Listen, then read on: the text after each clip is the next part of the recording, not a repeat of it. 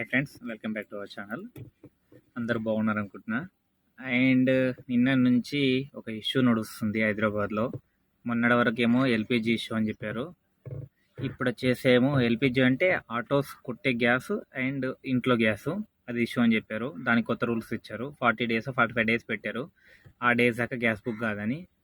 Okay, అది ఒప్పుకుంటా, మంచిది. అది అట్లా చేయడం వల్ల గ్యాస్ ఇది తగ్గుతుంది, ఈ హోటల్స్కి వెళ్ళకుండా మానుతుంది, కాబట్టి అది ఓకే వర్త్. నిన్న నైట్ నుంచి ఏంది వర్షం పడ్డది, ట్రాఫిక్ జామ్ ఒకటి అంటే దానితో ఇది ఒకటి వచ్చి పడ్డది. ఏది పెట్రోల్ అండ్ సిఎన్జి అయితే లేదు లిస్ట్లో. పెట్రోల్ అండ్ డీజిల్ షార్టేజ్ ఉందని గవర్నమెంట్ మాత్రం చెప్తుంది. షార్టేజ్ ఏం లేదు, ఆల్రెడీ సప్లై అవుతుందని చెప్తుంది. ఎవరైతే ఇన్ఫ్లుయెన్సర్లు ఉన్నారో, ఎవరైతే ఇట్లా చెప్పడము పెట్రోల్ దొరకదురా అని చెప్తారు, వాళ్ళ వల్ల అవతల సఫర్ అవుతున్నారన్న. దయచేసి పెట్రోల్ అనేది దొరుకుతుంది, ఆలోచించండి. చిన్న చితక కంపెనీలు కావదా ఉన్నాయి, 3 కంపెనీలు ఉన్నాయి. HPCL, Indian oil, Bharat, 3 gas కంపెనీలు ఉండగా పెద్ద ప్లాంట్లే ఉన్నాయి. బయట నుంచి వస్తుంది. వాళ్ళు చెప్తారు కదా దొరకకపోతే, వాళ్ళు ఏదో ఒకటి నోటిఫికేషన్ వదులుతారు కదా బయట గవర్నమెంట్కు, పేపర్లోనే వేస్తారు కదా. కొంచెం ఆలోచించారన్న. ఎడ్యుకేటెడ్ పీపుల్స్ అంతే, నాన్ ఎడ్యుకేటెడ్ పీపుల్స్ అంతే కదన్నా. కొంచెం ఆలోచించి నిర్ణయం తీసుకోండి. దొరకట్లేదు అంటే ఇప్పుడు లైన్లు కట్టినే 1 hour 2 hours అంటే ఆ మిస్టేక్ మీదే. ఎవరైతే దొరకట్లేనప్పుడు అనడం వల్ల 10 బండ్లు పోతే అలా 100 బండ్లు పోతుంది. ఇంకెక్కడికి దొరుకుతుంది గ్యాస్? మీకు గ్యాస్ అయినా ఎల్పిజి అయినా ఏదైనా ఎందుకు దొరుకుతుంది? వెళ్ళే లిమిట్లో వెళ్తే దొరుకుతుంది. ఇప్పుడు రెగ్యులర్గా మీరు దొరికిన ఈ బంక్ కాకపోతే నెక్స్ట్ బంక్ వెళ్ళేటోళ్ళు, అలాంటిది యాడ్ ఇవ్వడం వల్ల ఈ ఇన్ఫ్లుయెన్సర్లు దొరకదురా అని చెప్పడం వల్ల నిజంగా దొరకకుండా అయిపోతుంది కదా మీ వల్ల. అప్పుడు పెట్రోల్ బంక్ బెనిఫిట్ అవుతుంది కదా, మీకేం కాదు బెనిఫిట్, పెట్రోల్ బంక్లో బెనిఫిట్ అవుతుంది. లేకపోతే ఇంట్లో పడుకోండి అన్న, ప్రశాంతంగా 2 రోజులు ఆరాం రెస్ట్ చేసుకోండి. ఎందుకు టెన్షన్ పడుతున్నారు? దొరుకుతుంది. దొరకండి అంటే ఏది ఉండదు. ఇప్పుడు వానికి 4 రూపాయలు రాడు అమ్ముకుంటే వాడేం కావాలని ఆపడు కదా. మీరు ఏవైతే ఇన్ఫ్లుయెన్స్ చేస్తున్నారో వాళ్ళ మాట నమ్ముకొని చేయడం వల్ల లైన్ పెరుగుతుంది, టైం వేస్ట్. ఒక 4 hours 5 hours లైన్లో పెట్టుకుని కూర్చోవాలి. మీ వల్ల అవతలడు కూర్చోవాలా. మీకు అనవసరంగా ఉన్న ఫ్యూల్ ట్యాంక్ చేసి పెట్టుకుంటారు పోయి, దొరకట్లేదని సరికి. లేదు 2 రూపాయలలో పెరుగుతుంది ఏమనగానే 2 రూపాయలలో ఏం నాశనం అవుతుందన్న. మీకు లక్షలు తాగి వదిలేస్తారు. 2 రూపాయలలో ఏమొస్తుంది మీకు? ఆ 2 రూపాయల కోసం కక్కుర్తివాడి డైలీ బిజినెస్ చేస్తూ లైన్లో పెట్టాల్సిన అలా 4 గంటలు పెడుతున్నాడు మీ వల్ల. మీరు ఇంటికాడ కూర్చుంటారు కదా, ఇంటికాడ కూర్చున్న ఫుల్ టైంగా ఏం పని? నేను మాట్లాడేది ఇంటికాడ కూర్చున్న గురించి, కష్టపడడం గురించి కాదు. దయచేసి ఆలోచించండి. ఎందుకంటే ఇప్పుడు పొద్దు నుంచి ప్రతి బంక్ చూస్తున్నా నో స్టాక్ పెట్టారు. దానికి మెయిన్ కారణం వచ్చేసి స్టాక్ లేపడం కాదు. ఎవరైతే డీలర్లు ఉన్నారో ఆ డీలర్లకు బంక్ ఏవైతే సప్లై ఇస్తుందో ఇండియన్ ఆయిల్, హెచ్పిసిఎల్ అవి ఉంటాయి కదా, ఆ మెయిన్ ప్లాంట్ వాళ్ళు వీళ్ళకు క్రెడిట్ ఇవ్వట్లేరు. క్రెడిట్ అంటే ఇప్పుడు ఒక 10 లక్షల స్టాక్ తెచ్చుకున్నారు అనుకోండి, ఒక 2 లక్షలు 3 లక్షలు ఇస్తే మిగతాది సేల్ అయిన తర్వాత ఇస్తా అని చెప్పి మాట్లాడుకుంటే అగ్రిమెంట్ ఉంది. అది ఇవ్వడం లేకపోవడం వల్లనే ఇంత ఇష్యూ జరిగింది ప్రజెంటు. అంతకుమించి ఏం లేదు. ప్రతి బంకు నడుస్తుంది, దొరుకుతుంది. మీరు ఓపిక పట్టండి. అంతేగాని గవర్నమెంట్ ఏం కావాలని కూర్చోదు కదన్నా, డిస్కషన్ చేస్తూ ఉంటుంది ఏదో ఒకటి, దానికి సొల్యూషన్ వస్తుంది. ఓపికట్టం 1-2 days ఇబ్బంది ఉంటుంది, ఒప్పుకుంటాం. బట్ మీరు దాన్ని బట్టి బట్టి లైన్ పెట్టకుండా పెట్టడం వల్ల ఇప్పుడు క్యాప్స్ నడిపెట్టి క్యాప్స్ దొరకదు. సిఎన్జి అయినా పెట్రోల్ అయినా ఇప్పుడు ఏమవుతుంది, మీ పెట్రోల్ లైన్ వల్ల సిఎన్జి లైన్లు బంద్ చేస్తున్నారు. ఆటోమేటిక్గా సిఎన్జి బంక్లే బంద్ చేస్తున్నారు. మీకు అత్యవసరం ఉన్నంత కొట్టించుకోండి, ఒప్పుకుంటాం. మీకు అనవసరంగా ఉన్న ఫుల్ ట్యాంక్ చేసుకుని పెట్టుకుంటూ ఉండిపోతుంది కదా అనుకుంటే ఉండదు, ఆవిరైపోద్ది. ఎంతో కొంత ఆవిరైపోద్ది, అందులో కూడా లాసే కదా నువ్వు. సరే, ఈ టాపిక్ వదిలేద్దాం. ఇప్పుడు ఈరోజు మార్నింగ్ నేను 3 o'clock అనుకున్నా. రాత్రి వేరే ఫ్రెండ్స్ గ్రూప్ వాళ్ళు వచ్చారు, వాళ్ళతో మాట్లాడాను, చెప్పాను తీయనని. అనుకున్నట్టే 6 o'clock ఏమైంది. ఫస్ట్ రైడ్ 5:36 మధ్యలో తీసుకున్నా. తర్వాత బాగా హెడేక్ అనిపించింది. హెడేక్ అనిపించడం వల్ల డ్యూటీ బంద్, నిద్రపోయిన రూమ్ పోకుండా.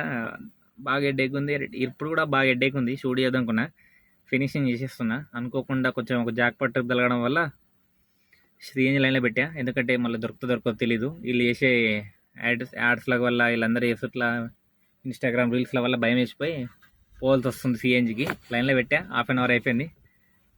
ఏం చేస్తాం, ఎండలో కూర్చొని ఇప్పుడు షూట్ చేస్తున్నా. ఈ షూటింగ్ వల్ల ఏంటంటే సౌండ్ డిస్టర్బెన్స్, నాయిస్ వస్తుందని చెప్పి నా దగ్గర బడ్స్ కెమెరాలు ఓన్లీ అది లేవు కాబట్టి డైరెక్ట్ షూట్ చేస్తున్నా. నెక్స్ట్ టైం చెప్పాను కదా, 1K అయితే మాత్రం ఇంకో ఫోన్ తీసుకుంటా, లేదంటే ఏదో తిప్పలు పడి మంచిగా ఎడిటింగ్ చేసి మంచిగా పెడతాను.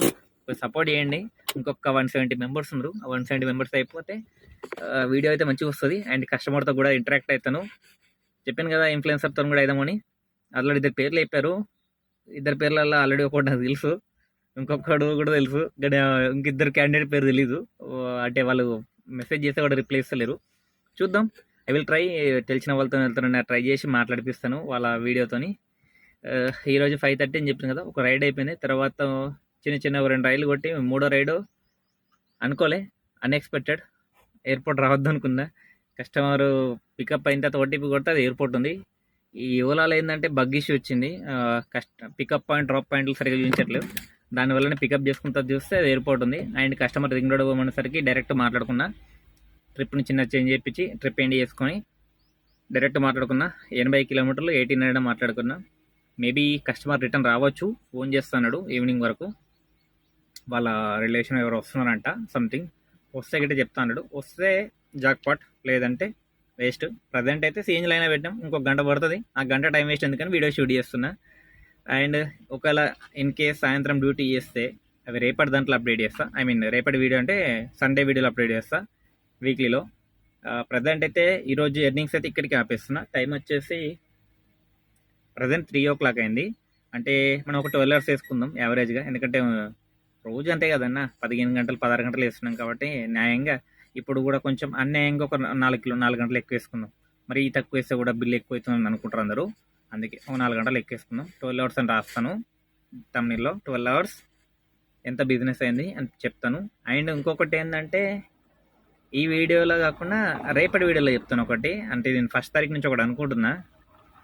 కొన్ని సిచ్యువేషన్స్ కొన్ని ఉన్నాయి. ఈ నవ్వు నిజమైనది కాదన్న, నవ్వుతుందంటే కొంతమందికి కావాల్సిన వాళ్ళకి మాట ఇచ్చని చెప్పి నవ్వుకుంటా మాట్లాడుతున్నా. ఎన్ని కష్టాలు ఉన్నాయో నాకు కొంచెం తెలుసు. ఆల్రెడీ మీరు నా వీడియో చూసిండొచ్చు, నా లైఫ్ వీడియో అని.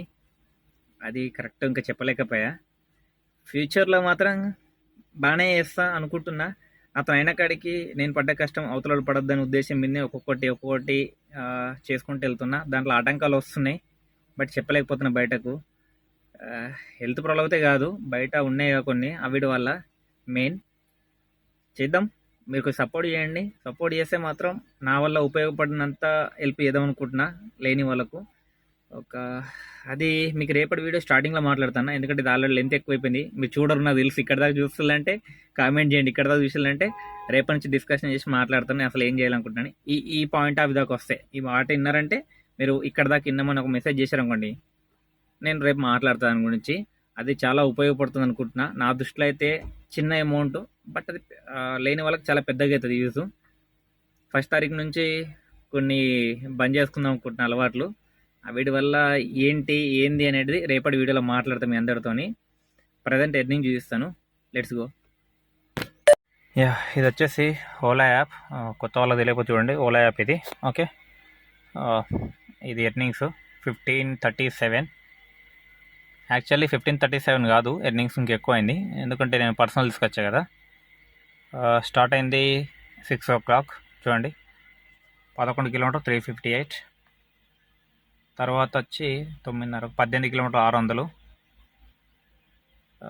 తర్వాత ఇక్కడ ఉంది చూడండి, 9 కిలోమీటర్ 300. 5 కిలోమీటర్ 250. ఓకే, మొత్తం 1537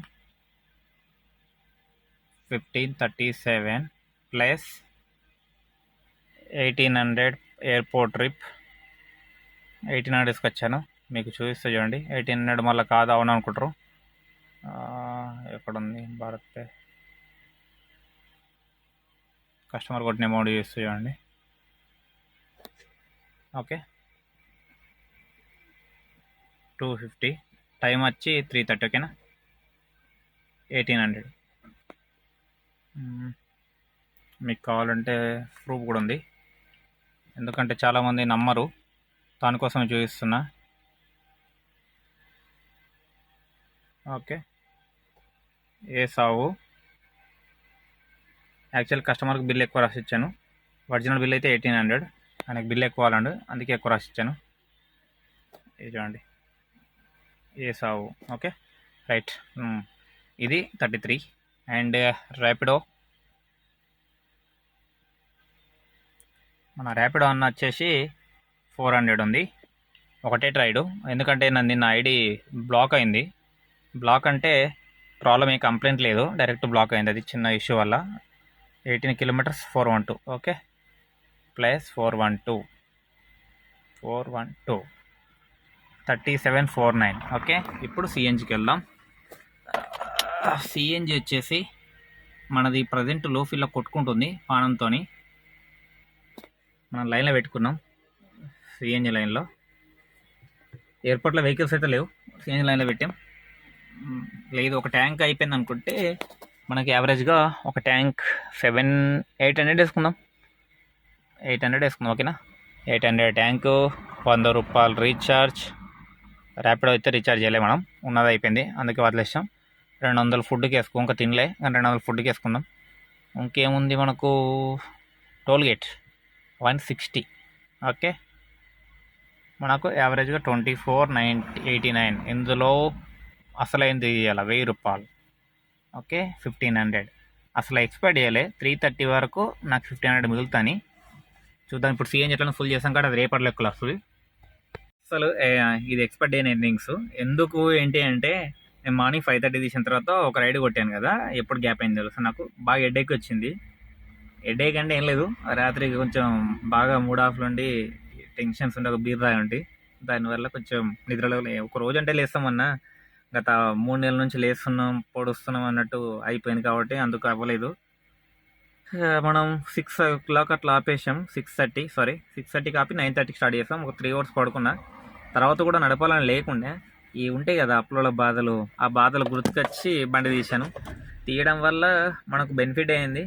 చూద్దాం, ఇప్పుడు ఎయిర్పోర్ట్ నుంచి ఒక లైన్ వచ్చింది అనుకోండి, మనం అదొక చెప్పడం ఎందుకు లేదు, చూశారు కదా ఆల్రెడీ. ఇది ఒకటైతే కొంచెం బెనిఫిట్ అవుతుంది. ఒకవేళ రాకపోయినా అనుకోండి, ఖాళీకి వెళ్ళిపోతా సిఎన్జి నింపించుకొని. ఎందుకంటే ఎయిర్పోర్ట్ నుంచి రైడ్ అయితే నేను తీసుకురాను. ఆ 350 కోసం కక్కుర్తిపడి తీసుకొచ్చినామంటే దూలు తిరిగిపోతుంది. ఇంతసేపు ఉండడే గొప్ప, మళ్ళీ దాంట్లో 350 అయినసరికి ఇంకా బాధ. అది ఏదో ఖాళీకి పోతే మనశ్శాంతిగానే ఉంటుంది. నా కొడుకు ఎక్కినోడేమో పెద్ద మూత వాళ్ళకి 2 పాయింట్లు పెట్టు 3 పాయింట్లు పెట్టు అని గుద్ద పెట్టంటాడు. తప్పు. సాయిరాం. యా, ఏదైనా వీడియో మీకు నచ్చకపోతే చెప్పండి. బై ఇక్కడికి సెండ్ ఆఫ్ ఇస్తున్నా. లైక్ చేయండి, షేర్ చేయండి, సబ్స్క్రైబ్ చేయండి. చాలామంది చూస్తున్నారు, సబ్స్క్రైబ్ చేస్తలేరు, చేయండి. నా రెగ్యులర్ ఫాలోవర్స్ మాత్రం నా వీడియో అయితే ఎండింగ్ వరకు చూస్తున్నారు. కొంచెం మీరు కూడా సపోర్ట్ చేయండి. బై అన్న అందరికీ గుడ్ నైట్, స్వీట్ డ్రీమ్స్. ఇక్కడికి ఆపిస్తున్న వీడియో.